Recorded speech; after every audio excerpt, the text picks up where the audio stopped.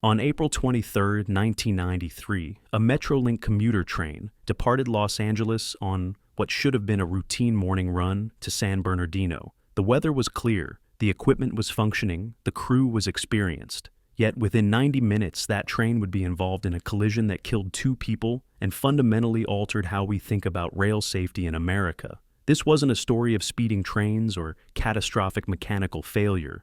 It was something more troubling. A perfect illustration of what happens when a rail system depends entirely on human perfection, with no mechanism to catch a single critical error. Metrolink began operations in October 1992, making it one of the newest commuter rail systems in the United States.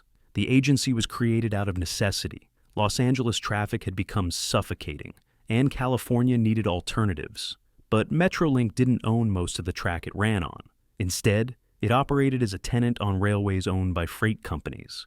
Like Southern Pacific and Burlington Northern Santa Fe, this arrangement was practical and cost-effective, but it came with constraints. Freight railroads had spent over a century perfecting their operations around a core principle: highly trained crews following strict operating rules. Their safety record, particularly in the decades following World War II, had improved dramatically. Dispatchers controlled train movements through track warrants and signal systems. Engineers were expected to observe and obey every signal indication. The system worked because freight operations could tolerate delays and had relatively infrequent train movements. Passenger rail, however, operates under different pressures. Schedules are tight, trains run frequently on shared corridors. The consequences of even minor errors are magnified when hundreds of passengers are aboard. In 1993, there was no technological backstop if an engineer missed a signal. Cab signals, systems that display signal aspects, inside the locomotive, existed on some northeastern corridors, but they weren't standard equipment on western freight lines. Positive train control, the automated system that can override engineer commands, was still a concept, not a requirement. Metrolink inherited this operational philosophy. The railway operated under Federal Railroad Administration regulations, which mandated rigorous engineer training and certification, clear operating rules, and functioning signal systems. What it didn't mandate was redundancy. If an engineer failed to stop for a red signal, nothing would stop the train automatically. Before we continue, if you think our content is unique and informative, please leave a like and subscribe. It really helps support the channel. Also, make sure to share the video with other train fanatics out there. The collision occurred on the morning of April 23, 1993, near the city of Placentia in Orange County. Metrolink train 862 was heading eastbound from Los Angeles to San Bernardino, pulled by EMD F59PH locomotive number 859.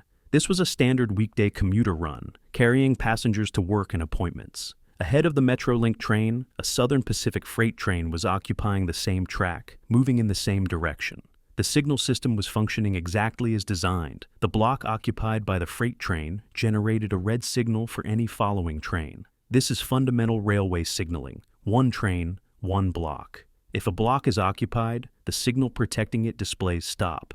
If it's clear, the signal shows proceed. The system is binary and unambiguous. As train 862 approached, it would have encountered a cascade of signal indications. First, a yellow signal. Approach the next signal prepared to stop. Then, a red signal, stop, and stay stopped. These signals weren't suggestions. They were absolute authorities. Under FRA rules and railroad operating procedures, passing a red signal without authorization is among the most serious violations a train crew can commit. It's called a signal violation, or, more colloquially, running a red board. The Metrolink train did not stop. It continued past the red signal and entered the occupied block. The freight train ahead was traveling slowly. Train 862, still carrying speed, closed the distance rapidly. The collision was head-on, locomotive to locomotive. At the rear of the freight consist. 2 people died, both Metrolink employees riding in the cab of locomotive 859. There was no derailment. The locomotives absorbed the impact, and the passenger cars behind remained on the rails. But the investigation that followed would reveal something more unsettling than twisted metal. The system had no way to prevent this. Railway signaling exists to prevent collisions by ensuring separation between trains. The principles haven't changed much since the 19th century, though the technology has evolved considerably. At its core, a signal system divides track into blocks. Each block can only be occupied by one train at a time. Signals at the entrance to each block tell approaching trains whether they can proceed. The system relies on track circuits, electrical circuits completed through the rails themselves. When a train's wheels and axles bridge both rails, they shunt the electrical current, which triggers the signal system to display red for any train approaching that block from behind. When the train exits the block, the circuit opens, and the signal clears to green or yellow depending on the status of the next block ahead. In 1993, this system was mature, reliable, and proven over millions of miles of operation. Signal failures were rare. When they did occur, they almost always failed to the restrictive side, meaning a signal would incorrectly show red when the track was actually clear, not the other way around. This is called fail-safe design. The signal that train 862 passed was operating correctly. Investigators confirmed the aspect. The color and position of the signal lights was displayed properly. Visibility was adequate.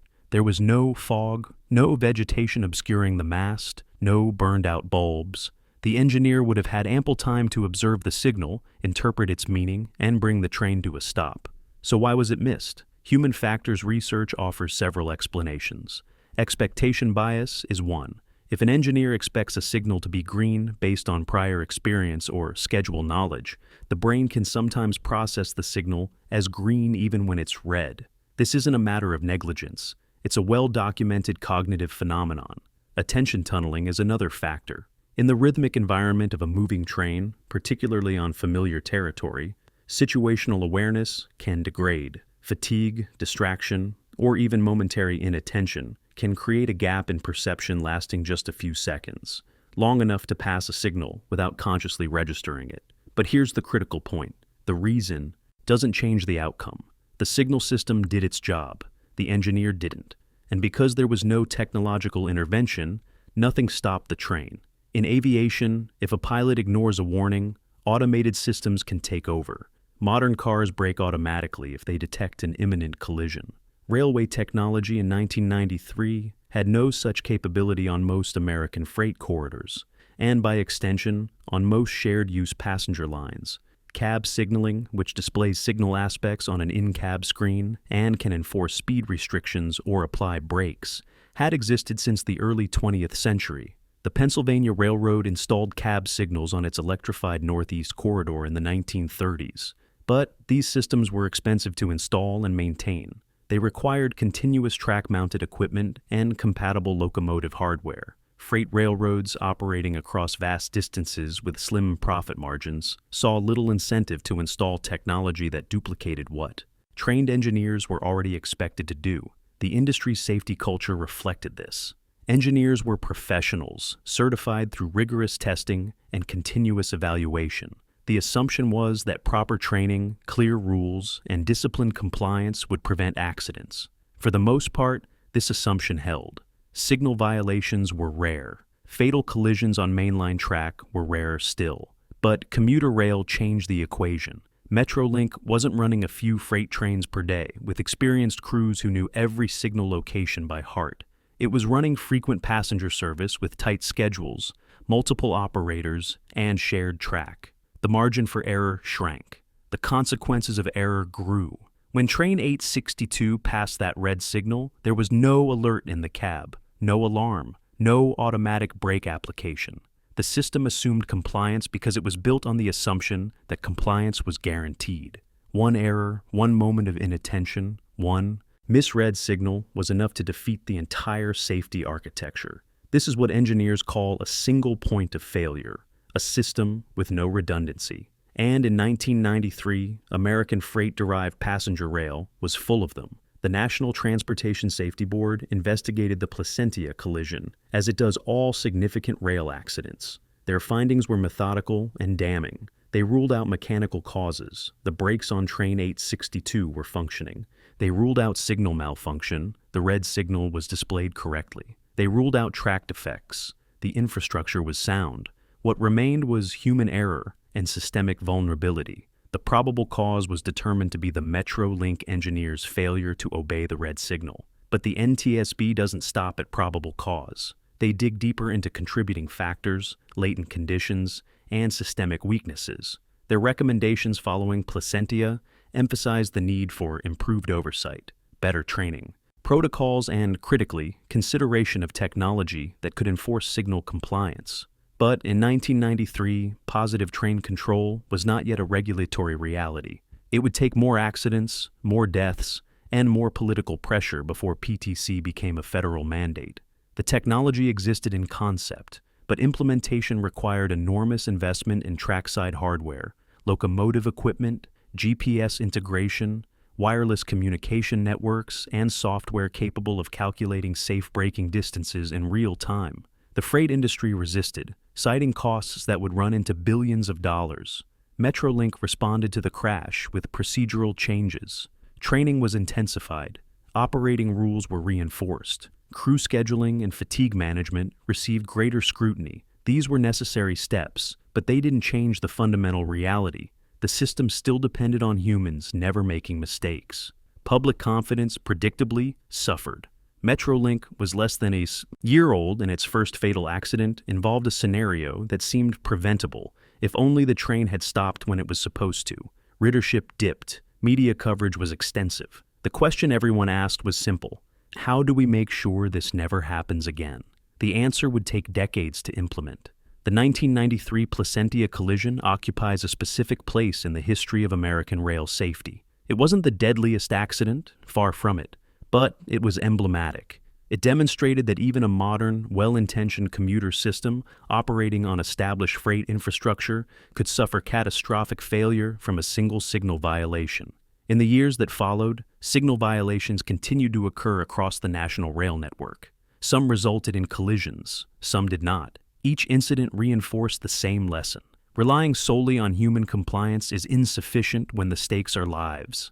The push for positive train control gained momentum through the 2000s, driven by additional high-profile accidents. In 2008, a Metrolink collision in Chatsworth, California, again caused by a signal violation, killed 25 people and injured more than 100. That tragedy finally broke the political deadlock. Congress passed the Rail Safety Improvement Act of 2008, mandating PTC on passenger railroads and freight lines carrying hazardous materials. Implementation has been slow, expensive, and technically complex. Railroads spent billions on infrastructure upgrades. Locomotives were retrofitted with onboard computers, GPS receivers, and wireless radios.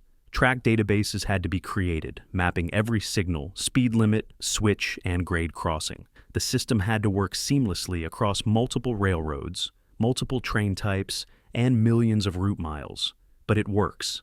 Positive train control monitors train location, speed, and signal status in real time. If a train approaches a red signal without slowing, PTC intervenes, alerting the crew and, if necessary, applying the brakes automatically. It's not foolproof, and it doesn't eliminate all risks, but it closes the single-point failure that killed 2 people in Placentia in 1993.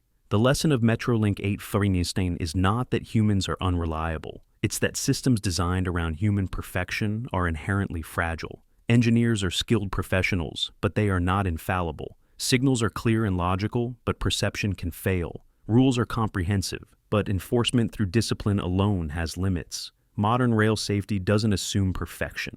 It assumes error and builds defenses against it. Multiple layers of protection, rules, training, technology create resilience. If one layer fails, another catches the mistake before it becomes a catastrophe. The crash at Placentia wasn't caused by bad equipment or bad weather or bad track.